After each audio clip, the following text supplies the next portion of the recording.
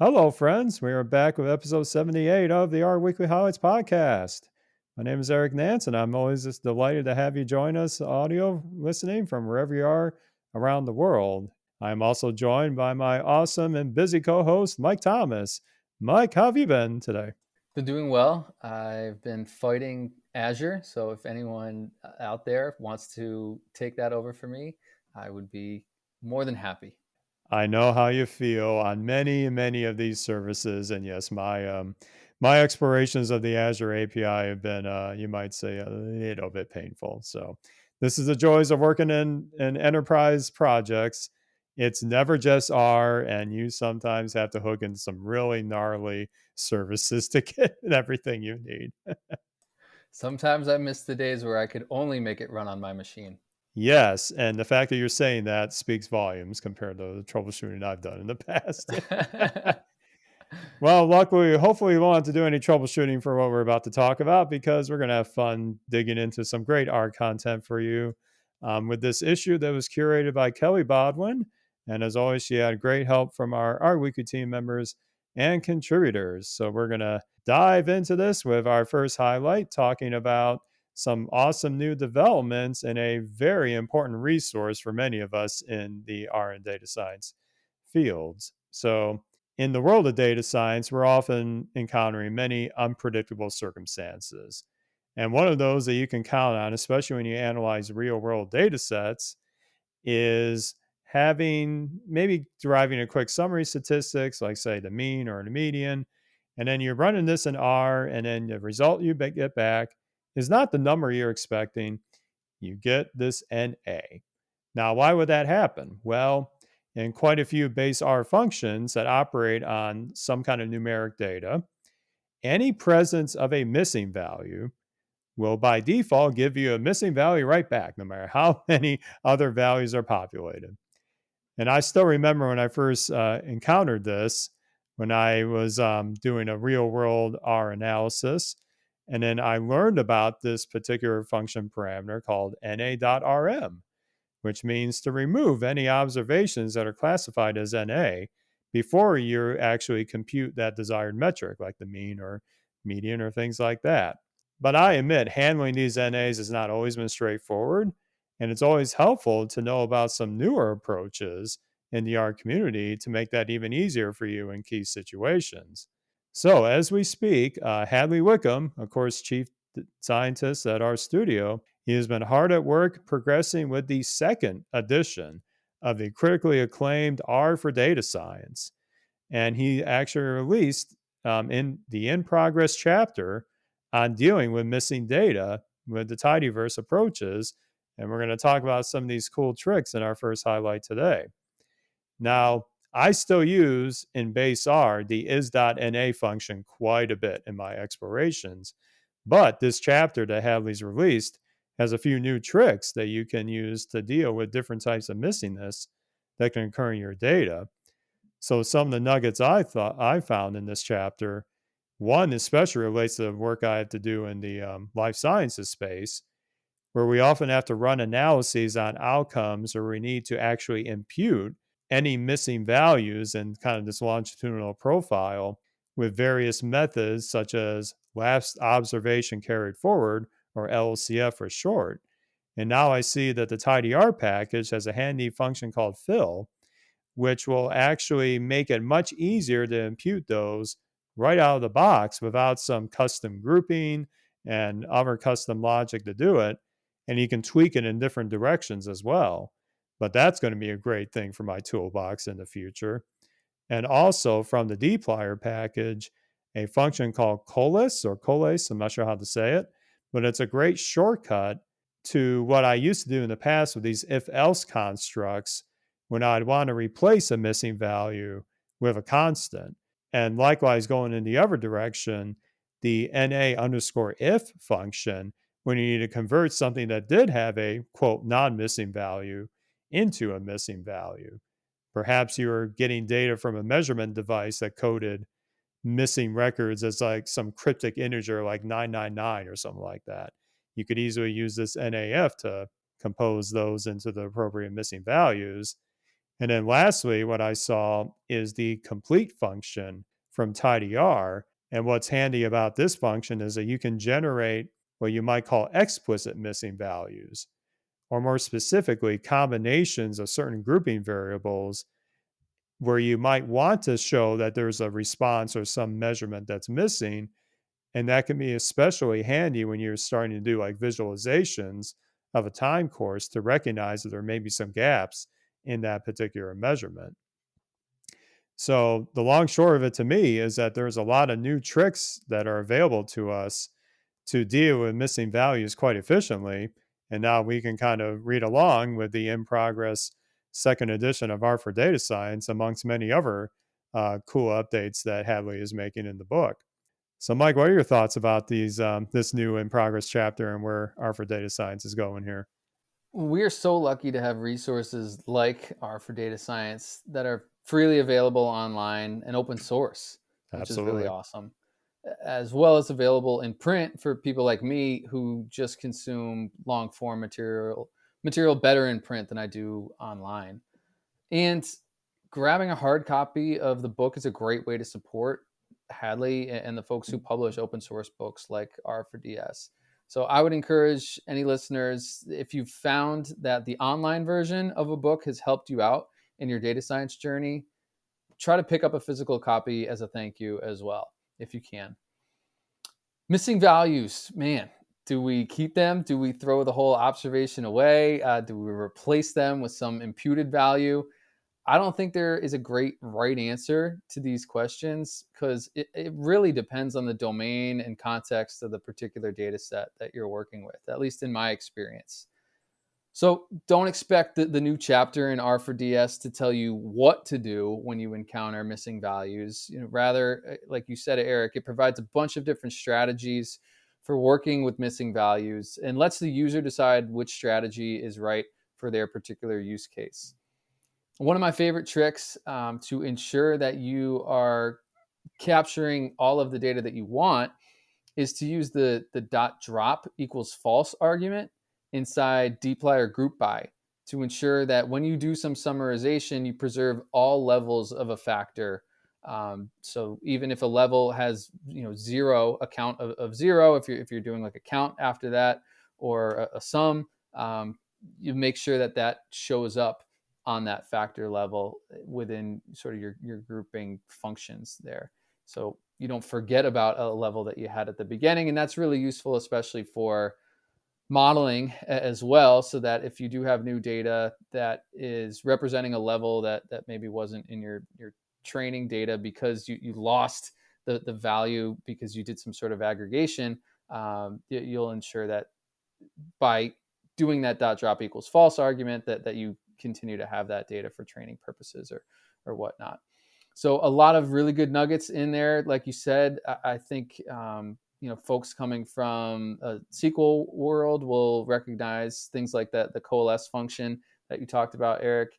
And I learned about that NAIF function, which I think is a great one that I will be using going forward for those great data sets when somebody just plugs a 999 in for a value that actually should be missing. So lots of good nuggets here. Check out the latest updates to this particular chapter, and like I said, it's open source. So if you see a typo or something that needs fixing, put a PR in there for Hadley. That's right, and not only will that greatly help the book itself, but you'll be recognized in your with your GitHub ID in the acknowledgments section. I have noticed that anybody that does a contribution of many different types, so we'll be cited in that. So a good way to get art famous.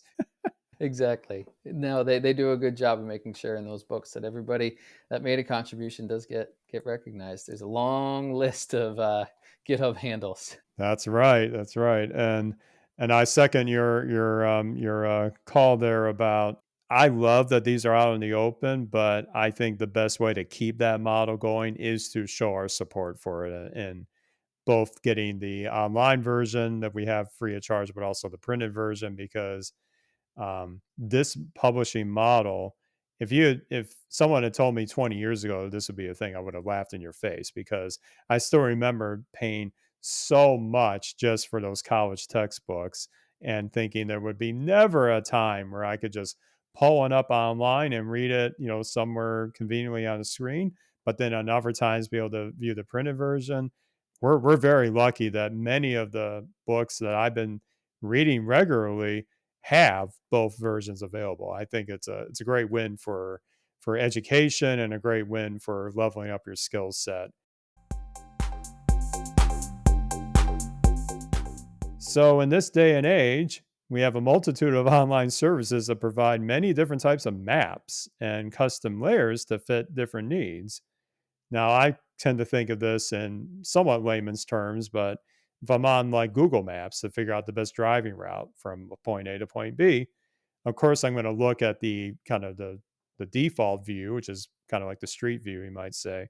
But then if I want to see kind of like what's actually around that destination, I often pull up that satellite layer to kind of see maybe where's the parking lot, or are there other landmarks around there that I may want to take a look at. Well, now in your friendly R console, you have the power to create not just that default view, which you've been able to do for a long time, but with these newer resources coming available, you can now import these different layers on top of your map and build a really powerful and attractive looking mapping structure directly in R itself. And so our next highlights from a blog post written by Milos Popovic. Hopefully, I'm saying that right. Data analyst with Booking.com. He's written a very practical and readable tutorial on how he was able to show us how to build a topography map of the Italy country, all within R itself and using publicly available resources, no proprietary files, no proprietary services involved. And so it's a great way to kind of get started with mapping in R. So, Mike, you're going to make a map of your favorite country? Absolutely. That's really cool that Milos works at Booking. I wonder if they are using these topographical maps in R in any capacity in his day-to-day work there. That would be interesting. Right. I've created a million leaflet maps in my day, but I have yet to ever build a topographical map. And the tutorial that Milos put together is very cool and shockingly straightforward.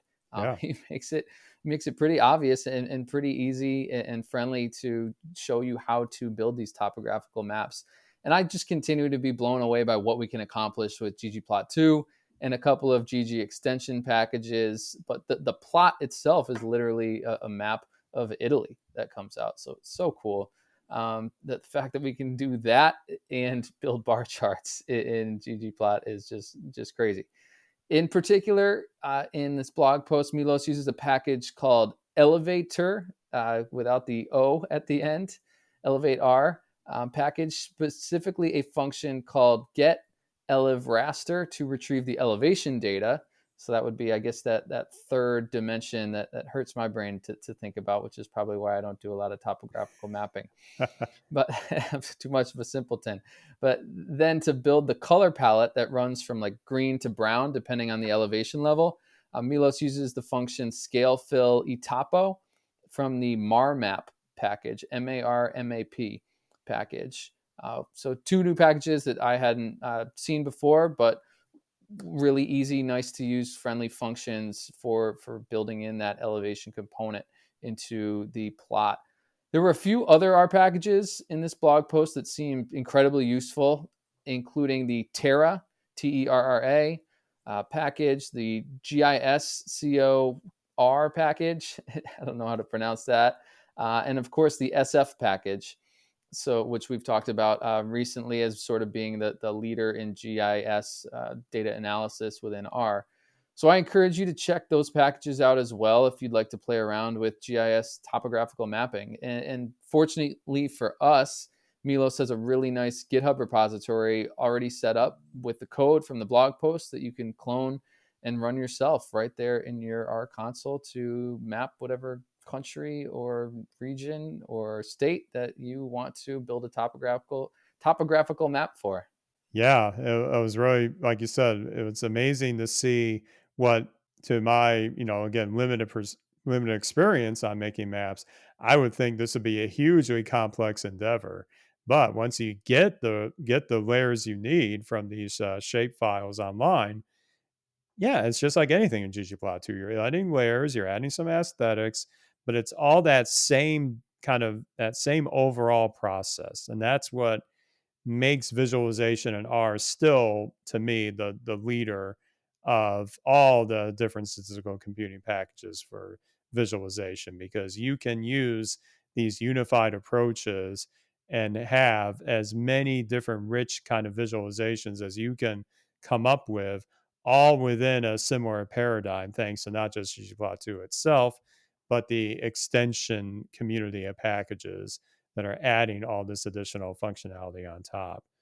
I know about a year or so ago, I had my first time putting a interactive leaflet like map in Shiny. But yeah, the possibilities you can have by letting the user select certain regions, and you could even, obviously, like this blog post, put in topographical information with that as well. You could link that to all sorts of additional metrics that you could come up with. So I think the geospatial community in R is thriving these days. Lots of awesome movement and improvements that are happening that we covered a few episodes ago in the ecosystem. So definitely a great time to get into it if you're in the need of producing custom maps in R. Yeah, the fact that we can just in the open without any paid resources, as you see in the blog post, get the elevation, the lat long and the elevation data for Italy in like 10 lines of code in R is just incredible. So great job by Milos demonstrating how to do so. Yep. And as always, we have links to all the highlights in our show notes. So definitely check it out. And as Mike, as you said, give that GitHub repo a look over. And I'm sure there's going to be a lot more cool nuggets coming from Milosa in the future as well.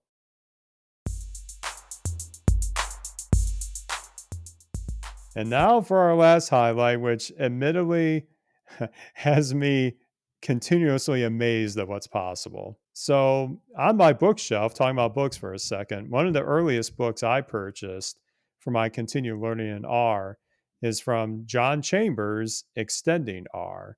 This has been an awesome resource from one of the leaders in this whole computing industry on those that are interested in linking R to different software frameworks.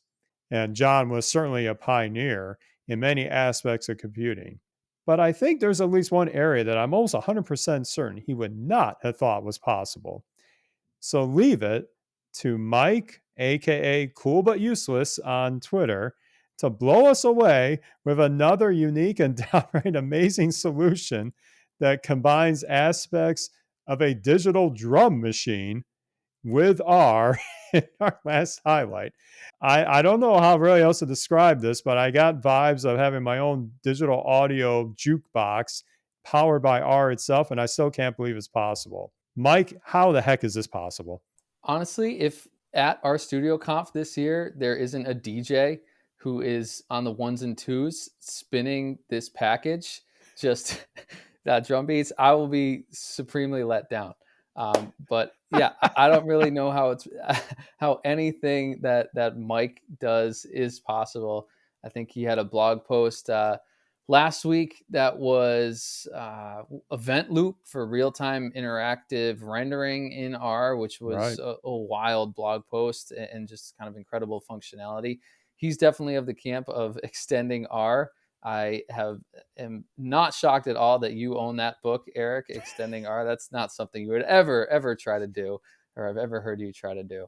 But yeah, this week he's back and even made the highlights this week with a new package, which is pronounced Trader, TR808R. So that is super clever for the audio heads out there. And we've had R games in the console, all sorts of crazy highlights of people doing amazing things with R, but this has to be the coolest thing I have ever seen in R thus far. I Speechless. yeah, what and it also made me think, one of the things I do in my live streams is I have this tricked out stream deck that I use as kind of like my push button thing to control events in OBS or play certain alerts and stuff like that. I could build a soundboard in R with things like what Mike is doing with the Trader package. Imagine being able to click on my screen a certain button in the region and play like a little sound effect. Like, this is all possible now. Like, I could do a soundboard in R. Like, that's nuts. That's nuts, but it's a good kind of nuts. I probably will do it. Yeah, I mean, next week we're probably going to have a new package to drive our car from the R console. So looking forward to that one. Yeah, sign me up. Maybe. Who needs a But steering wheel? need a steering wheel for sure. So one thing that was interesting is seeing kind of the after effects of these explorations. I've been, I've been casually seeing what Mike's up to on his Twitter posts. He's going down this rather lengthy rabbit hole. Speaking of rabbit holes, around GUI development in R, he's been exploring some of the historical interfaces like TCL/TK, which comes built into R. In fact, I remember many, many, many years ago when I first started using R on Linux, someone told me that, oh, there is an R GUI in Linux. You just have to launch it this way. And I thought, really? Okay, here it is. It was arguably one of the most bare bones and utilitarian interfaces, but that was my first exposure to the TCL interface. Well, Mike's apparently on a quest to really theme that up and try to make it look more modern, but I'm really intrigued by where this goes because, well, like you said earlier, if anybody can extend R in different directions, it's Mike over here. So I think that's going to be worth watching, and maybe we will see some of this at our Studio Conf one way, shape, or form. Okay, interesting, interesting. Yeah, I've seen what Mike's been putting on Twitter along the lines of that package he's working on, and GUIs. I'm assuming that's like more of a desktop GUI type deal. And I've also been seeing some other folks asking about if there are any best practices or possibilities for desktop Shiny apps. Right. And it seems like at one point in time there were some folks working on that, but that hasn't really been supported or come to fruition sort of with the current landscape of hardware that folks are using on a day-to-day basis. So maybe this will help get us back there if that's possible. Yeah. I did see some Twitter posts about that. We've seen some efforts in the Shiny space to wrap it with the Electron framework, which is if you use things like Slack or Teams or any of these other web-like apps, they're wrapped in Electron, so they look like a native app, but they're really just a big bunch of JavaScript, to put it lightly. And that's in essence what Shiny is. It's a web app based in JavaScript. So that's not a trivial task, though. I'm good friends with the person that's been in charge of that, and they or has been trying to work on that, and it's not easy at all. There's a lot of hoops to jump through, but there are some promising developments in the land of desktop GUI frameworks. In the Linux world, there are two that are predominant are GTK, the GNOME toolkit, and also Qt, letters Q and letter T. That actually powers a lot of things online, even on Windows as well. But there's another one that maybe Mike will want to pursue. I should respond to my Twitter about this, called Flutter, which is supposed to bring the best of kind of like the JavaScript wrapping of web like elements, but in a UI toolkit that you can cross compile and have it work the same across the different major operating systems, Mac, Windows, and Linux. So who knows? Maybe there's an R binding for Flutter in the future. I wouldn't rule it out. Anything's possible.